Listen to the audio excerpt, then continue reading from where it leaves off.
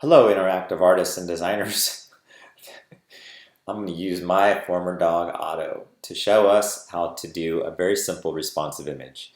Later on, we're going to learn, the whole semester is going to be headed towards making our websites more and more responsive, which means using variable units and other such things. But I want to start with something really simple, and that's a responsive image. And this is going to be just a three-step process. I mean, three quick steps.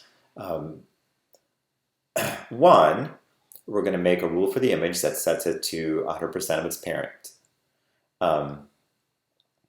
Then we're going to strip out the height and width from the HTML tag. That's step two. And step three, we'll take the parent, which in this case is my main content box, and set that to be a proportional part of the screen. So we'll say like we want it 60% of the screen. So that depending on the browser size, that will be like a expanding or contracting envelope. And since the image inside it is set to 100% of the parent, that will also expand and contract with its parent. So 3 steps. Bear with me, this will just take a few minutes. Okay, we're using Auto. And first, let's make Auto a little bit smaller and have this main content div center on the screen. This very simple page. There's just my body, which is already set to 100% and 100% with 0 margins, just like I do for pretty much everything.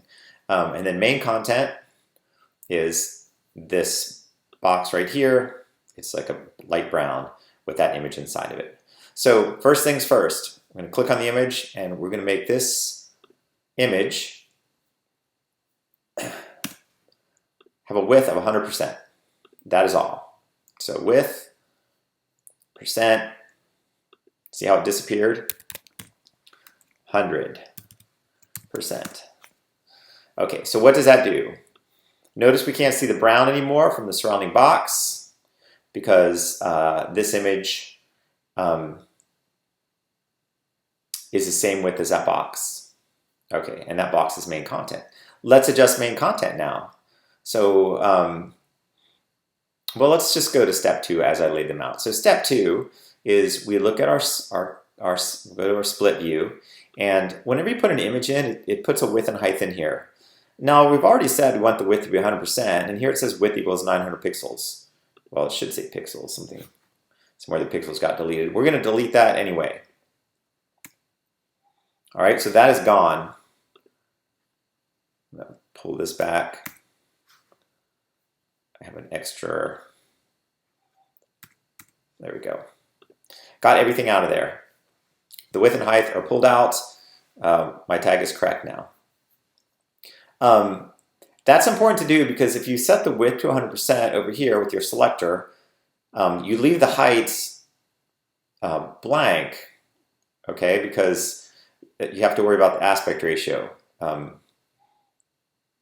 You can't always have it be 100% of the parent because we're dealing with a super tall, long page and things will get all wonky.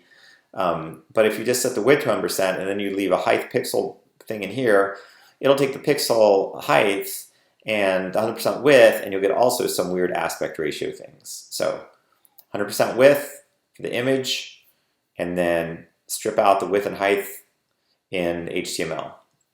Okay, so we can see this better. Let's put it in live view.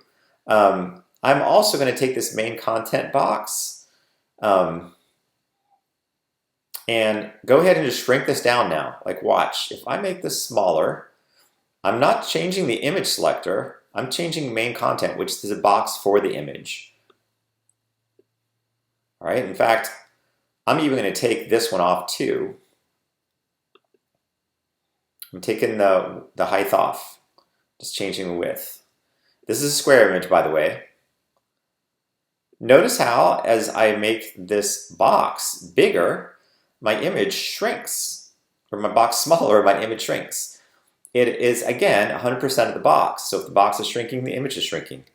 Let's change a few more things. I have some margins here. I'm going to set this margin. I'm going to go ahead and delete that one. Click on pixels and set the left margin to auto. and the right margin to auto. And this should center it. All right, so I have auto margins on the left and right of this main content box, which is the box that this image is in.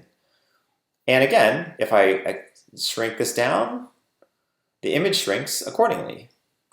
So the image is shrinking with its parent. And this parent is centered. Now you can imagine there can be stuff on the left, stuff on the right. I can still add other divs into this main content box if I want to, but you'd probably want this image to be the only thing inside of it just because it makes it super easy to deal with the size of this image. Okay, that's all I need to really do to make a responsive image. Let's go ahead and watch this in a browser because that will really be how it would work. So before we do that, well, let's go ahead and preview it, and then we'll do our final step. Okay, so it's not adjusting in the browser yet, because why? Well, because I have a fixed width on this, right? It's set to pixels. So the last step in this is to give this a variable width for the parent. So back to Dreamweaver. The parent is main content. Instead of saying we want a width of 452 pixels, we'll go ahead and say we want a width of like 50%. Okay, so now the width is 50%.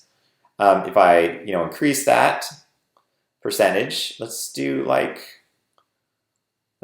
do 60. That's auto should look. Let's do 70%. Okay, that's 70 pixels, Jeff. 70%. Okay, now preview it and watch what happens. Now all the magic. Because we have a percentage width of 100% for the image, and that's going to fill the parent, which is set to 70% of the page. So now this thing will sit there in the center and grow and change with the screen browser, with the browser. So that's a simple responsive image. That's all you have to do, those 3 steps. Width of the image is 100% of its parent. Parent is a percentage of the body, which is its parent.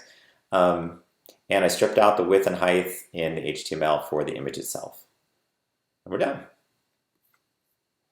We'll leave you with auto. Of course, auto will get cut off because our browser is I don't want to change the aspect ratio, so I'm just gonna have to live with auto being cut off. Or there is a maximum height attribute I could use if I want to stop it from getting cut off at some point. But this is an intro, so we're done.